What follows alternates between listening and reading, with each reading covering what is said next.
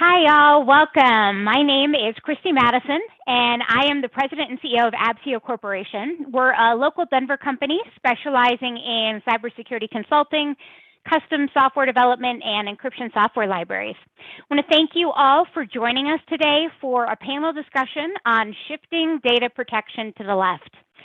I am joined by four esteemed panelists who will introduce themselves in just a moment. But we want to let you know about a few items. First off, please feel free to enter questions throughout the discussion by clicking on the Q&A button in the ribbon at the bottom of the Zoom interface. We'll try to leave some time at the end to answer the questions directly from the audience. In addition, there will be several poll questions that I'll be launching here shortly that we'd love for you to answer to get a better sense of how you and your own software development organizations think about and prioritize data protection. So please complete those when you get a chance, and we'll reveal some of the results later on. Now, I'd like to provide each of our panelists with an opportunity to briefly introduce themselves. Gus, can you start us off? Sure, Christy, thanks. Delighted to join you. So good afternoon, everybody. My name is Gus Hunt. I am currently run my own consulting company, Hunt Technology.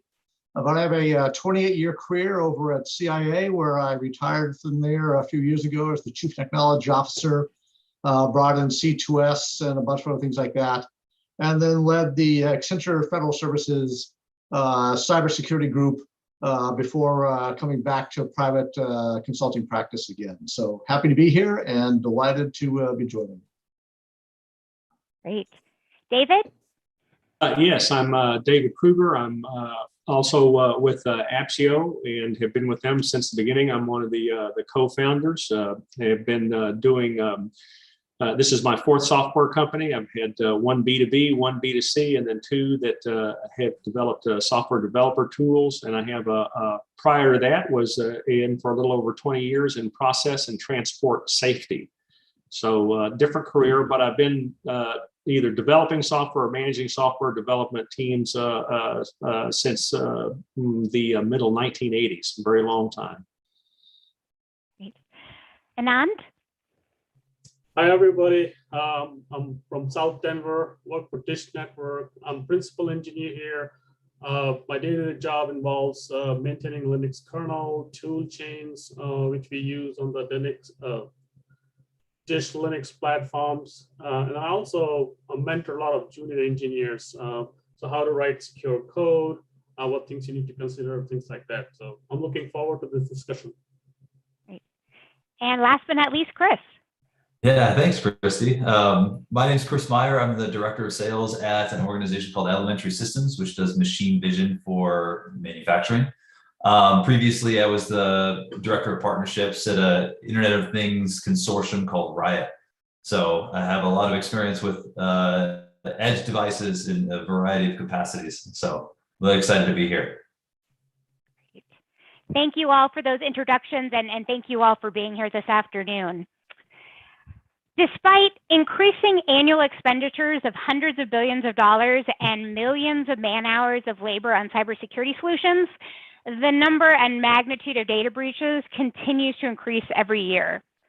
Gus, you've been involved in cybersecurity for most of your career. Can you provide the audience with some insights into the causes of some of the recent breaches and why things appear to be getting worse rather than better? Well, in my book, they're definitely getting worse rather than better. So no appearance here. It's actually happening.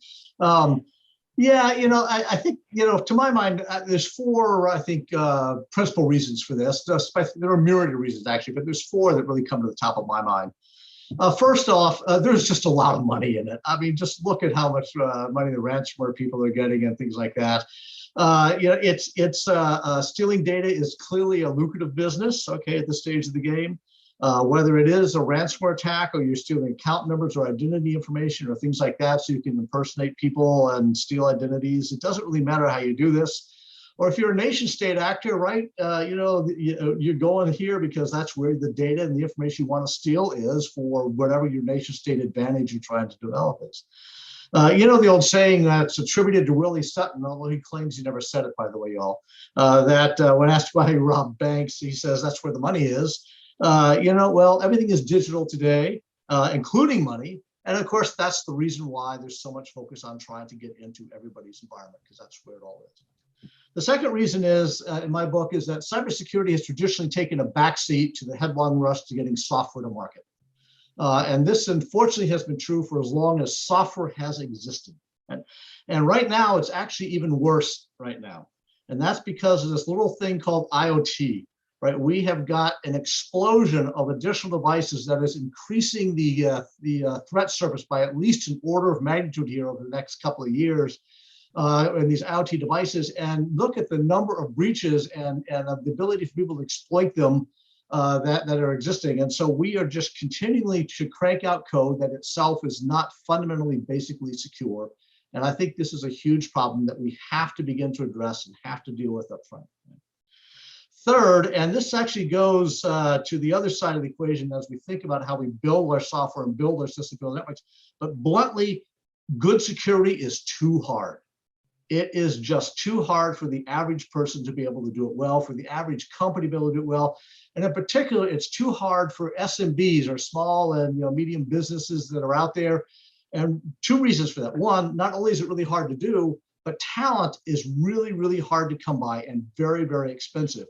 And so now you're caught in this awful catch-22 unless you can afford the really high-end talent, the high-priced guys that can help you actually do security well, or you're back there trying to set it up yourself.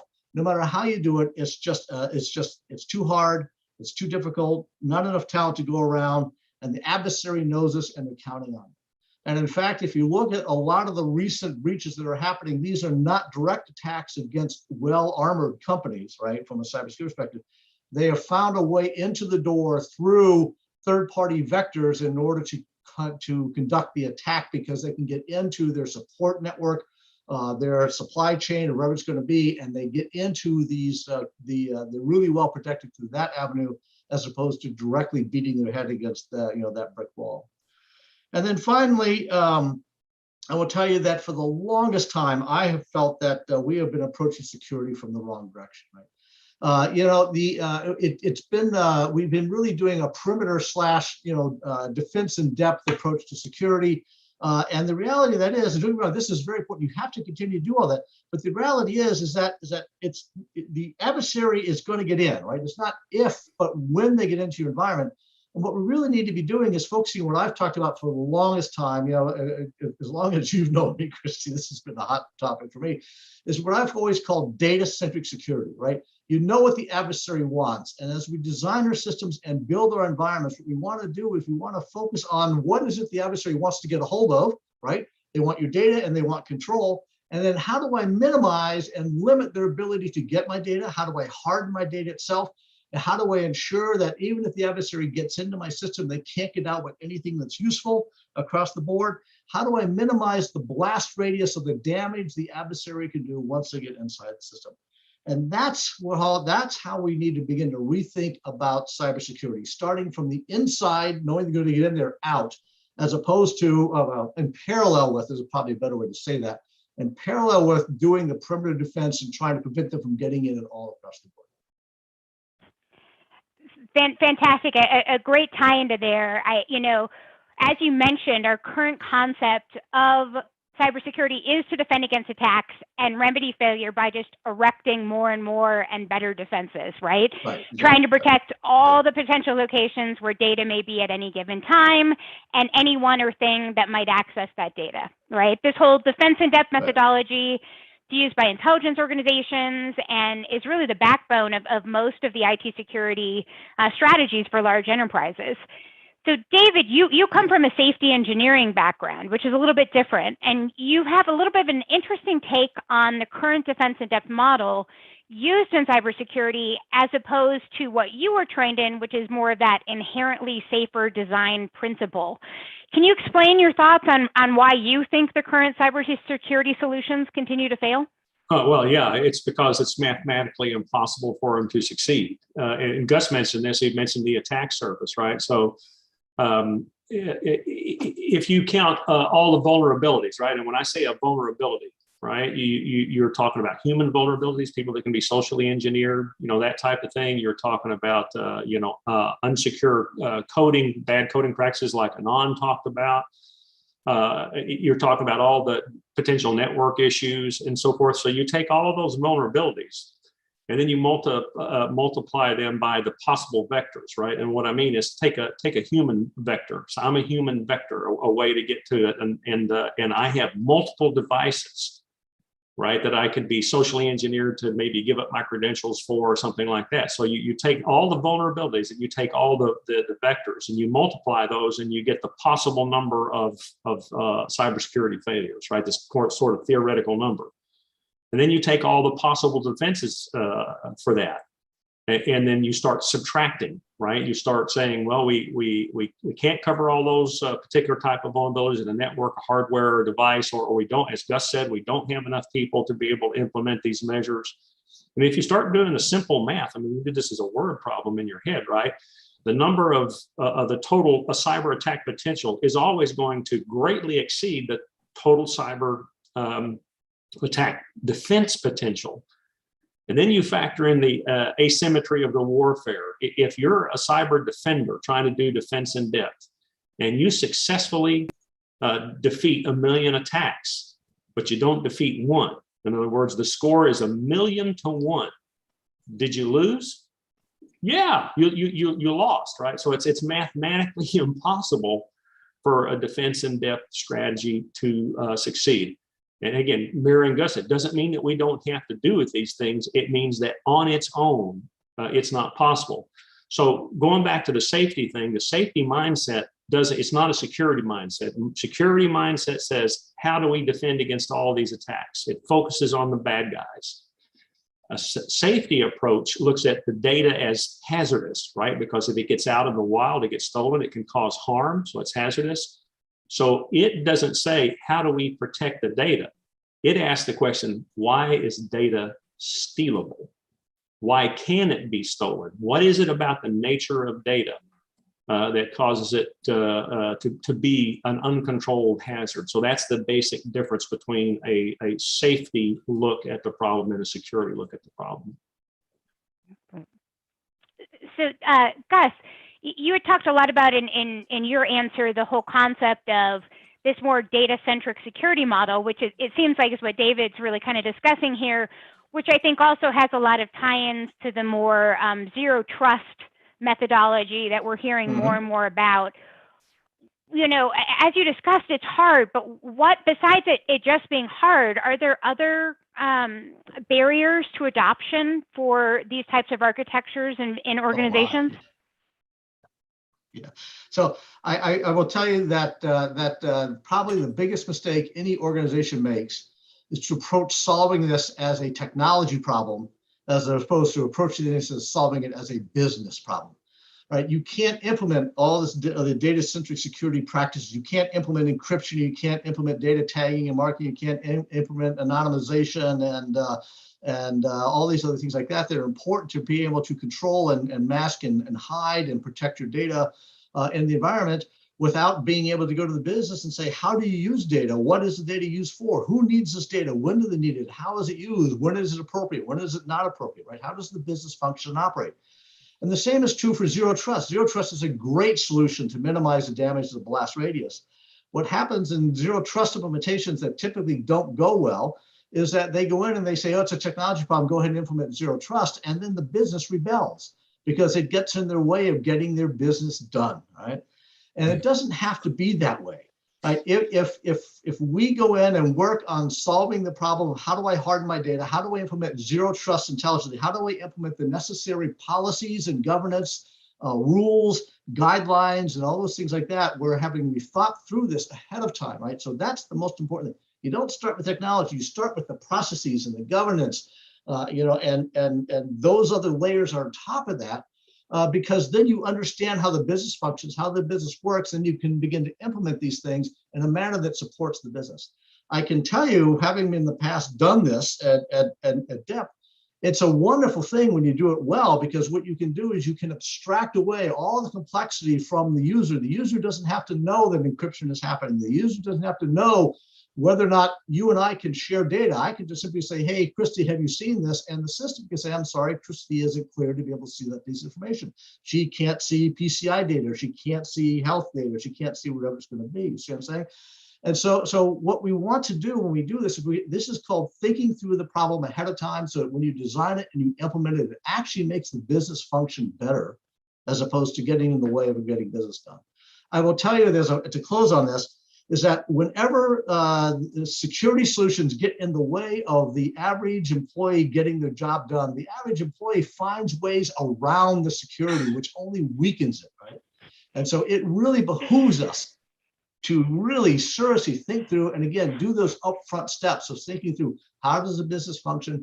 What are the policies necessary? How is the data utilized? All these things like that become, which systems does any given person have to be able to touch and use and be able to get their job done effectively?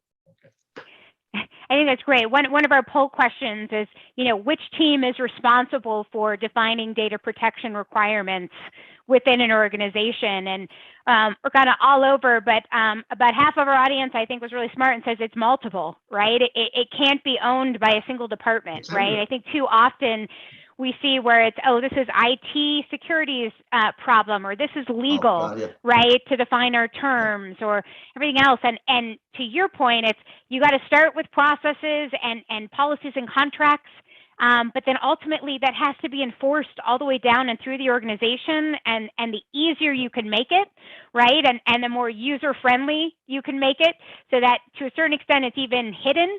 So it's people aren't having to try and find ways around it, right? Is often, I feel like, what's required. Transparent is my favorite word when it comes to security. Yeah.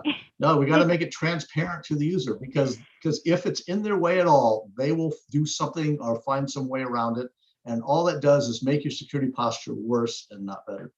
But I want to emphasize, you have to do it in concert with the business itself, right? So the ownership, actually, if you really know who owns it, the ownership is at the executive level of the business itself, because they're responsible to make the business run well. And if they don't take ownership of it and don't take responsibility to ensure that as things get done, they get done in concert with how the business functions and operate, how the business workflow goes, right? Those things like that, then it's just not going to go very well at all. Okay. In fact, oftentimes it becomes a great big giant flop. Christy, can I give a quick example for that? Please, Anand. Yeah, so I mean, Dish Network, our business is providing content. So to keep that content secure, that's like from the content provider, so ABC, NBC, movie studios, and we are taking that content, delivering to our customers. So this is our business need to make that content secure. Otherwise, we are not getting that content from the providers. So now that what Gus is talking about, this is a business issue. So now business wants to keep that content secure. So as a company, we all working towards to make it from our satellite uplink to download all the way to the hard drive on the set-top box. It's secure, and that's because business is also pushing it, just not engineers. But that's huge, and I think you're touching on an important aspect. Your products, I should say, obviously of multiple, are designed for certain audiences and different customers.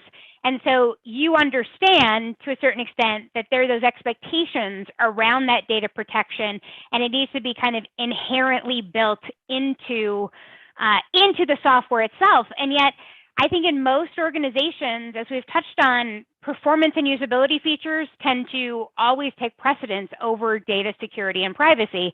And that's probably particularly true in startups and smaller companies with more limited resources.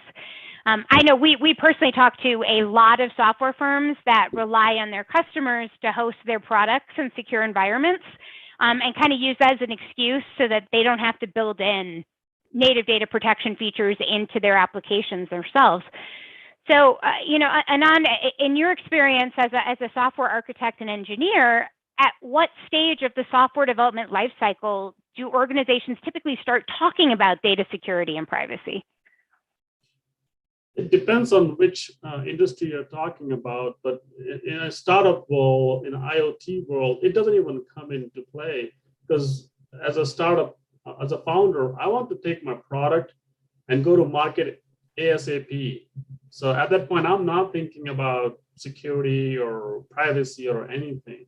What I'm thinking about is, what is the problem my user is having and how I can solve it and take it to the market before somebody else does. So For the startup, yeah, it's really hard. So you have to build that in culture. Now, organization like Dish, where it is driven by the business and our stakeholders, then yeah, we think about this at the early stage. So I guess it depends on industry to industry. Like financial institution, they probably will think when they're building solutions about security.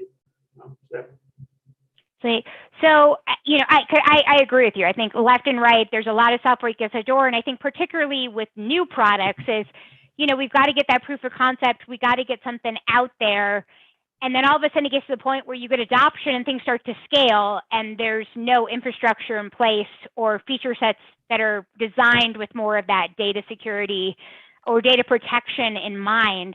What have you seen in your experience, mentoring other startups or even maybe in product development experience with past companies you've been a part of? What are some of the potential repercussions of adding security solutions after an application has already gone live? Well, Christy, sorry, and go for it. No, go ahead. Oh no, I just Christy, in what I've seen in kind of mentoring some of these things is like it could kill your company. Depending on what size and scale it is, it can be pretty devastating. I know in past life for us, it's primarily been like regulatory or lawsuit driven that some of these features and functionality starts to enter to it. And unfortunately, to add on to what Anand was saying, that tends to be kind of the initial driver, especially around requirements. It's like, all right, how do we not get sued? How do we not, run afoul of these types of regulations that we know we have to comply with? But yeah, it can be pretty devastating unless you kind of are at least aware of what you have and how it could be leveraged against you, and then try to protect against that. Christy, I'm trying to remember the social media company during the election when Parler, are you talking about? Parler, yeah. And that's a best example where they were not dealing about, it's a startup company and they're just trying to attract some customer, but when a lot of one party went to them, they have to scale very quickly. Security was not in place and they end up leaking a lot of data. So it can be like make or break. Yeah. They end up leaking, I can't remember, it was terabytes of data simply because they had no bot protection on their on their private pages. So they're just able to go and scrape both public and private content out of the entire site. And they did it in a matter of days because nobody was paying attention. Yeah. So I just had a question for you, David and Gus. So on the business side and the process side, how have you guys tried to emphasize the value of, instead of being like the boogeyman where it's going to kill your company, how do you start to explain those situations like, hey, this is actually a value add for you and is going to make your life better? How have you had success kind of getting startups or other companies to start thinking in those terms instead of like, this is just something we have to do to comply? Well, frankly, it's a little rocky because it's just jarring because people are thinking, okay, especially it's a startup, right? Here's this great idea that we have for this great service and this great product, right? And simply getting them to stop and think about this basic set of questions about how their data is going to be used, it just tends to come at them sideways because they're thinking about features and functionality. In their in their minds, that's how we're going to get VC money. That's how we're going to, have a liquidity event that's going to allow me to buy that ranch in Montana that I've been lusting after, right? So getting to say, whoa, stop, slow down. The purpose of software is to manufacture and manage and manipulate data. The software is the means, the data is the end. So start thinking about this stuff from the endpoint of the perspective of the data. And that's just foreign thinking in a lot of cases, but it's absolutely necessary thinking. It's just kind of hard to get people to do that have been, maybe they've been developing for 20 years and they've had 2 successful startups and this is their next one. And you're asking them a question that they've never been asked before. So it's a little jarring. But it's necessary. Yeah, it's an unfair question for me, Chris, because I come out of the intelligence community and our startup company is a cybersecurity company, and we have to then be able to sell back into the marketplaces we want to sell. So security has always been absolute top of mind, fully red team, the whole bit, all along the way. Without that, we wouldn't be successful in the slightest. So it's kind of unfair. I will tell you that I think a lot of the conversation that probably needs to happen, and particularly with their venture investor partners for these companies, is the fact that I think the legal regulatory frameworks are starting to shift and transfer. It used to be, the software, you could write that, that 5,000 page and 4-point type disclaimer about we have no responsibility whatsoever what happens to your system when you buy our software. And more and more, that's not holding up as people go to court to challenge these things, particularly when they go to court and discover that there were known problems that they just went ahead with anyhow, right? So if you're a startup company, talk to your venture partner. It becomes very important you do that. But the most important thing of all that you should do is you should be able to demonstrate successfully within a court of law or any form of a challenge that you at least are following some form of a security framework that is approved and makes sense, right? So as you build your software, how are you checking it? You've adopted DevSecOps practices, and here's how you're applying it on every time you do any work on code and you submit it back into the system. It's being checked thoroughly by the following other pieces of checking software, things like that. It doesn't matter how you do it, as long as you have a formalized process in place that you can then point to that says we were following this, and because no software is ever perfect, right? We have to know this going in. It's did you try to do the best job you could to ameliorate any sorts of issues and problems as they came up and you know about them. Okay. Yeah, and just to add to what you're saying, Gus, I feel the tides shifting from a consumer perspective in particular, that people are getting really frustrated with the amount of data that's being leaked, the amount of information that they are signing up for services and being used without their knowledge. So it's good time to start thinking and preparing for when this inevitable shift happens, where the regulatory bodies are going to start to really come down hard. So we'll see how that works. Just briefly, if you're a developer and you're working on an app that has really sensitive data, really sensitive or really confidential business data, currently, this won't last, but currently errors and omissions insurance for developers is cheap. If you're working on an app like that, get you some. Yeah. And Chris, has anybody tried to renew insurance lately? Has anybody tried to renew insurance lately? The rates have gone explosively through the roof. So it's already happening. Yeah, Absolutely. Chris, I was going to say from the developer side, as a developer, I know every developer is proud of the code they write when they write it. After 10 years, they might not. 10 years, you're being generous. But as a developer, when you write the code, I think, and then I want to make it clear that a secure developer is not a security expert. They still need somebody in the company to go and talk about security. But as a developer, you can be proud and take certain steps, like understand the language. If you're using C, Java, or something else, understand what are the pitfalls of that language, like buffer overflows, things like that. How can I avoid them? Input validation is a big thing in the API world. Like when you get some input from a third party, validate it that it follows whatever you want to do with it. It's correct. And then whitelisting things like who I can talk to in the third party APIs. So I'm not putting like I cannot talk to this person or this service. Instead of just say I can only talk to this service and that's it. Anybody else, we will just. So as a developer, you can go around and. So I think more it's like a culture, which needs to be cultivated in startups, and then be proud of your code.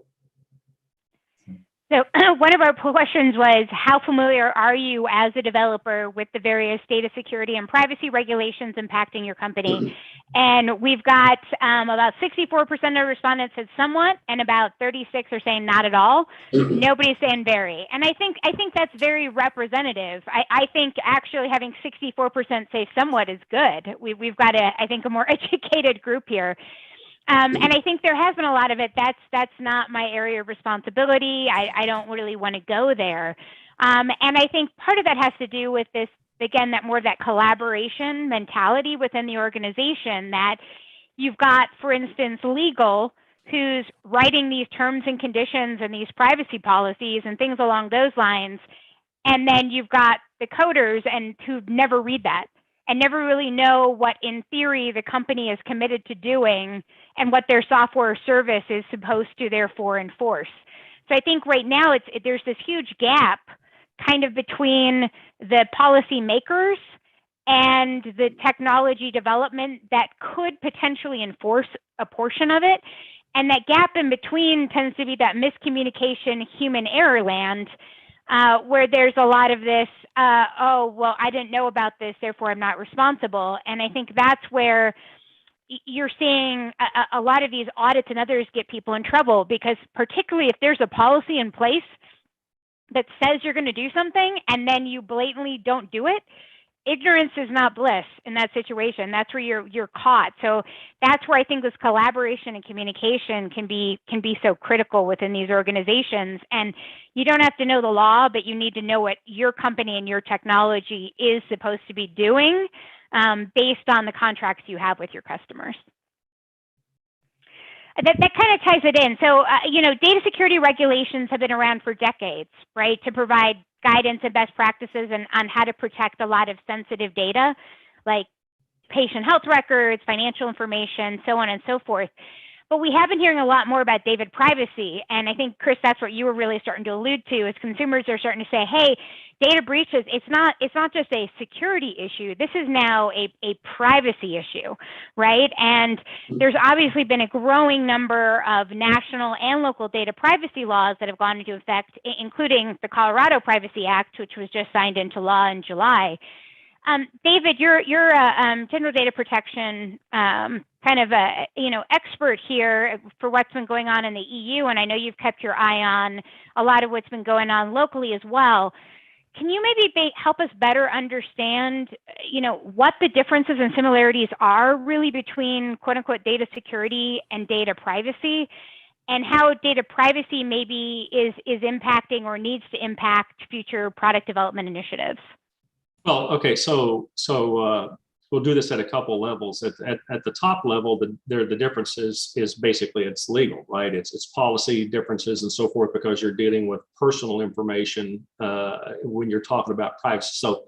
So if you think about data security and data privacy at the top level, data security is for companies, data privacy is for individuals. So there's that distinction, and of course there's a different regulatory regime.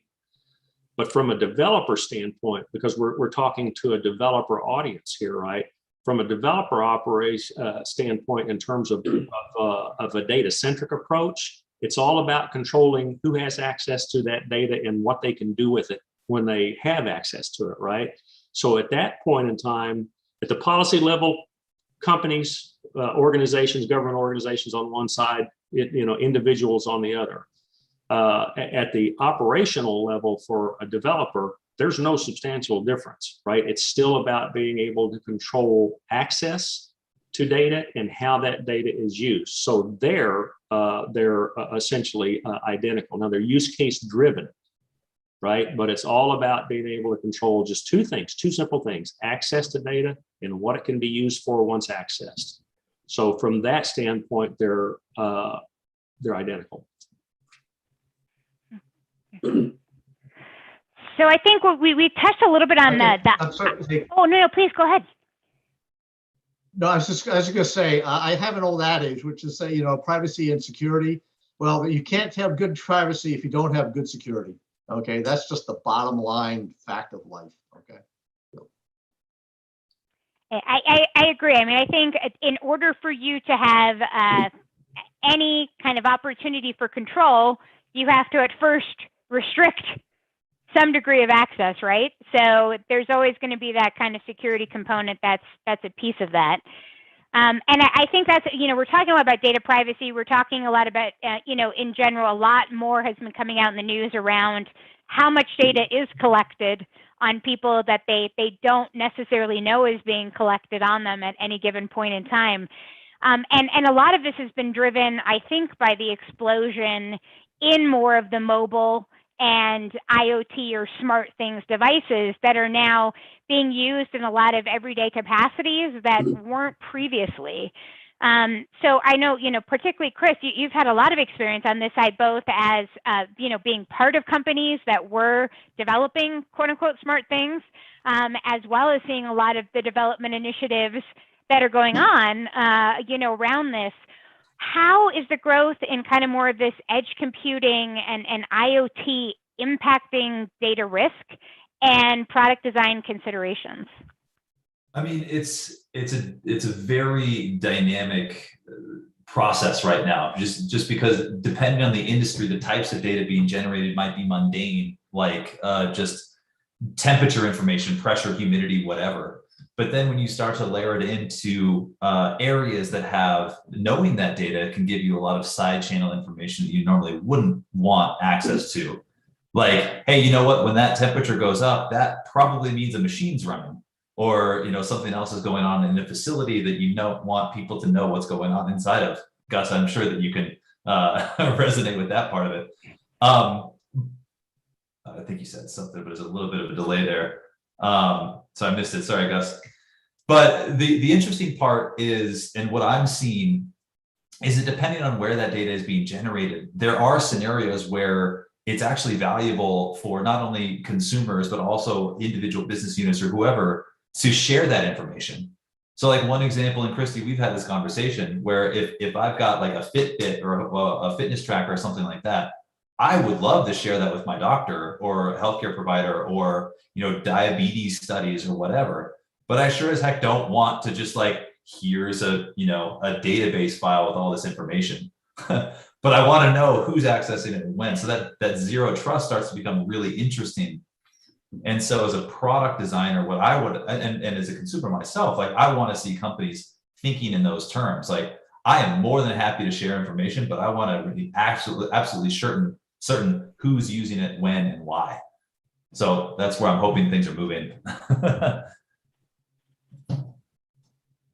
Absolutely. I think that's, again, that keeps coming down that notion of control. I think people, for the most part, appreciate data is valuable, and particularly most data really only gains value when it is shared, right? And used, whether it's either by multiple systems or applications or service providers. I mean, that's how you can get a lot of the value on it. But it comes down to, how is that data collected? How is it used? What visibility there is to that?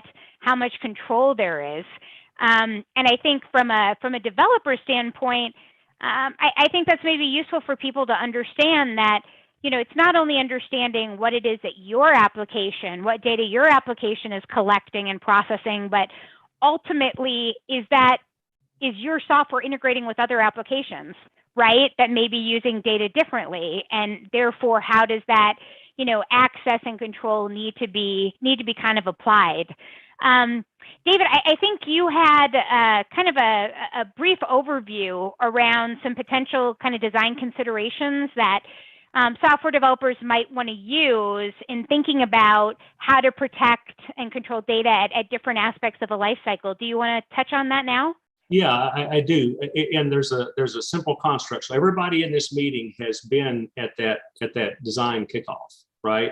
Where you're starting to put requirements analysis up on a whiteboard or whatever, and you're starting to decompose them, right? So there's actually a really simple construct that you should go through, I think. And again, this I'm not going to go through this graphic all the way, and I think we're going to make it available after. Is that right? Correct, Ricky? But absolutely, yeah, I will share it with everyone. But data gets teased apart, it gets replicated, it gets glommed with other data. It changes from structured to semi-structured to structured and back. It gets used for all different kinds of things, right? So.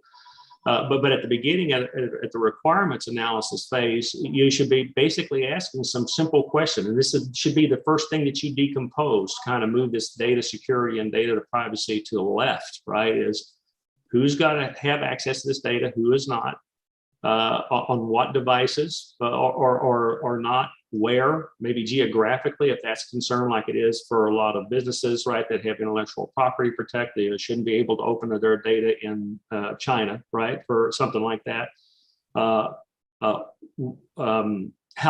When can it be used? How long can it be used? And when, right? And then what are the purposes this data is supposed to be used for and not supposed to be used for?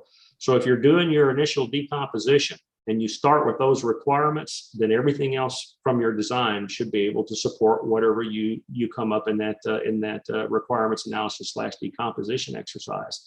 The reason why that's important is that if you now look at this graphic, this data goes everywhere and gets used for everything in a lot of cases. And if you don't know where it's going or what it's used for, how it's being enriched, how it's being distributed, what it's being used for, all this stuff, who has the ability to create it.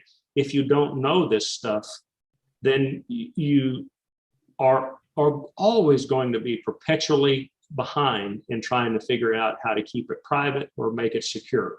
So don't get behind the power curve. First step of requirements analysis and decomposition is understand how this data is going to be used throughout its entire life cycle. Does that make sense? I think we're following you, David. Yeah. Anand, I'm curious, in your experience, do you see these types of questions arising in companies, like, for instance, that do have a calling to make sure that they have strong security functionality within their applications? Or is this type of analysis taking place in the design and requirement stage? Yeah, that is part of our initial design phase. And who is involved in those conversations within the organization? So because we are a big company, we have a team, a security team, which work with engineers and product management department together. So they have input on every stage of development. But for a startup, I think it has to, it will probably fall on a founder or co-founder or somebody in that very close circle to champion and follow this process. Yeah, and that's all I wanted to add to what you were saying, Anand, is generally in startups and small organizations, it's somebody that has to be aware of, hey, we should think about this and make sure that it's on the product roadmap. So I think that's probably one of the things is making sure there's somebody who at least is assigned, right, within the organization to keep an eye on this, and what their exact title is probably irrelevant, but somebody is charged. Yeah, and I think companies like AppsIO, you guys are doing a good job by educating people, like, hey, you need to think about this, so they can take this framework from David and then have a conversation about it. That's a big first step. So, as a startup company, what I would really love to see as a mind shift change is when you go into whatever it is you're going to do, whatever you're going to develop, you should assume from the very beginning that whatever data you're creating, whatever data you're using, whatever data you're sharing needs appropriate protection out of the chute. Because it is too hard to go back and bolt it on after the fact. Look at what Zoom, we're on Zoom now. Remember how all the issues that Zoom went through trying to make Zoom secure after it started getting used too much? I don't know what that cost them as a company, but man, it couldn't have been cheap trying to add all these things on. So it's just too hard after the fact to bolt on effective security. So you got to go in assuming that this is the case up front. And then what happens is it just becomes part of the processes that you automatically put in place. So, if I had one plea I could give to anybody, please just go into it assuming data is going to need protections, and build it so that you build those in from the very beginning of whatever project program you're taking on. So. Totally agree with Gus. I think especially now that a general public is getting more and more aware of data security and privacy issues. So yeah, at some point they will ask for it, and you have to provide it. And as a developer or architect, if you solve a problem at the early phase of your whole design life cycle, it's cheaper. The later you try to solve a problem or fix a bug, it's much more expensive. Yeah, the biggest Yeah, cost for Zoom, was Bill- the biggest cost for Zoom wasn't the direct cost for fixing those problems. It's all the competitors that it spawned. Brave browser got into the business this week, and they did that. I mean, this is not rocket science. They did this because Zoom not taking care of this problem made them vulnerable. And they're going to pay for it. They're paying for it now. Absolutely. We've had a number of questions that have come in, so let's. I thought maybe we'd try and tackle some here from the audience. One comes in here. When it comes to using third-party software, is the company that manages that service responsible for the data protection? And what kind of questions should we ask these companies to make sure we're protected, especially when we are using sensitive and transactional information such as credit cards, birth dates, etc.? From a GDPR, CCPA, and CPA perspective, the Colorado Privacy Act, yes, they are responsible for asking those questions, because those laws or regulations they're not prescriptive, and they tell them you're going to use this kind of API or not. They're responsible for what happens to that information, period. So from an engineering standpoint, how can you fulfill that responsibility if you don't know how your APIs and services that you're calling, or SDKs if you're making software? You can't fulfill that responsibility without asking those questions, right? So from a legal perspective, yes, they're responsible. And I think there was a second part. What was the second part of that question? It was just saying, what questions should somebody, I think, who's looking to purchase a software service, what questions should they ask to make sure that they have thought about it? Same questions, right? Who, what, when, where, on what devices, for how? Same thing. How are you doing all that? And then let them answer. Of course, you'll probably get stunned silence, but the regulation, the way that they're written, you're responsible for asking those kind of questions. Or you're not made responsible in the regulation, but you're responsible for the results if you don't ask those questions and you get a breach or whatever.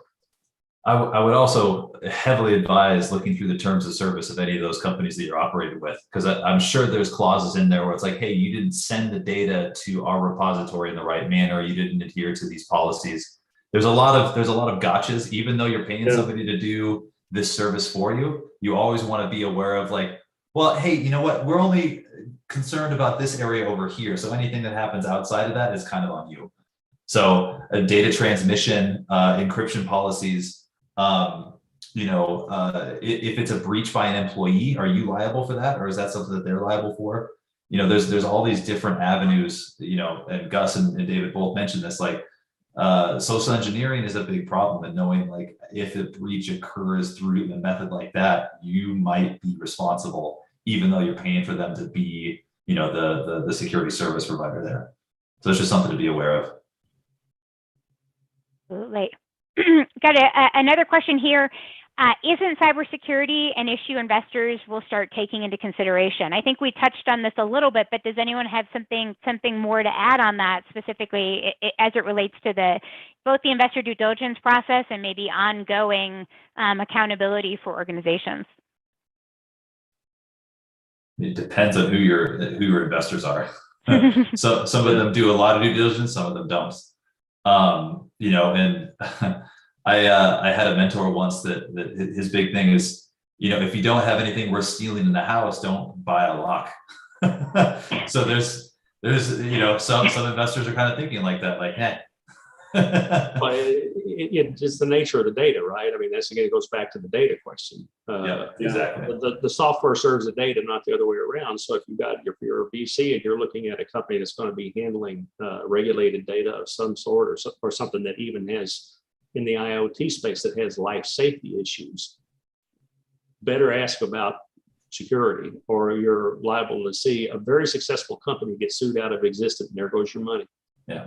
Or if you are an application that's touching sensitive data and your investor isn't asking those questions, maybe you should ask yourself, is this the investor that I want in my company? That's a really good point. But also keep in mind that I would hope that all investors would begin to take this very seriously, because, again, to the point I was making early on in this discussion, just because your software isn't handling sensitive data, if it becomes the vector by which they get into the sensitive data because you have a vulnerability that you just didn't bother to deal with in your system, I think more and more you're going to see that there's liability and responsibility that's going to be transferred, put on you, who had developed that piece of software that turned out to be the avenue by which people penetrated other more secure environments and things like that. So. Yeah. A lot of company will take the viewpoint too that our term we'll get absolution ahead of time by the way we write our EULA or our terms of service. But we have 40 years of litigation in history in the United States where people tried to exempt themselves by using language, and with product liability and things like that. And guess what? When it really harms people and you could prove it, the courts will just blow right through your contract language and say, no, that doesn't protect you. You knew how to solve this problem and you didn't. Pay up. Yep.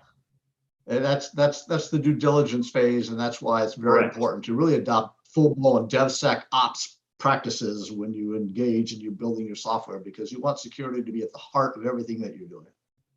Yeah. I can pursue this. We've done for the last several years, a significant percentage of the cybersecurity assessments that we performed have been on behalf of private equity firms and VCs looking to acquire companies either as part of roll-ups or taking them from that startup to the scaling phase.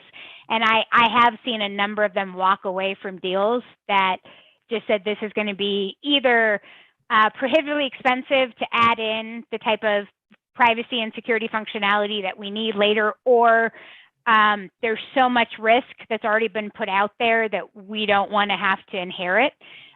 So it is something that I am increasingly seeing as part of that due diligence process, is that there has been thought put into this, both from the IT infrastructure of the company itself. What have you done, as well as have you taken a serious stance on application security in the code and the software that you're developing? Another question here. In regards to ransomware attacks, backups are important. How much is enough in terms of backups, and what else should we prioritize for ransomware attacks? Gus, do you want to take that one? Not really. I wish I had a great answer to ransomware, I have to tell you, but I really don't. I think the length of the backup is a function of how your business operates and what the business function is and what it's going to take to get you back up online and functioning effectively in the minimum possible time. And that's going to vary from business to business. But that's what you really got to think about, is how fast can I get my business back online and essentially fully operational, because then I can go back and take care of the rest of the problem once I'm up and running. But if it's going to take you months to get up and running because you didn't do a sufficient job, planning for it, backing it up, both software and your systems, by the way. So let's just, both data and your software and your systems, things like that. Then you got a problem. So there's no hard answer to this other than what's the business need, and the business actually ought to run through an exercise where it looks at what happens in would happen in a ransomware attack and what would it take for us to get back up and going, so that then their IT department can actually plan appropriately and they can purchase the right amount of backup storage and a reserve facility or something else along those lines. I think another piece of this too is we're now seeing a lot of these double extortion pieces with ransomware. So the piece is business continuity is one aspect of that, right? You absolutely need to make sure that you're not losing money and business, but same point in time, even if you have those backups and you get back online quickly and they still have access to your data, they can come back still, and then you've got the data breach component as well. So ransomware continues to get uglier and uglier, I feel. So, well, back online in my book means without the accompanying ransomware software still in your system. Okay, so let's just be clear about that. You got to love the double whammy. We're going to steal you, we're going to lock you out of your stuff, and we're going to blackmail you.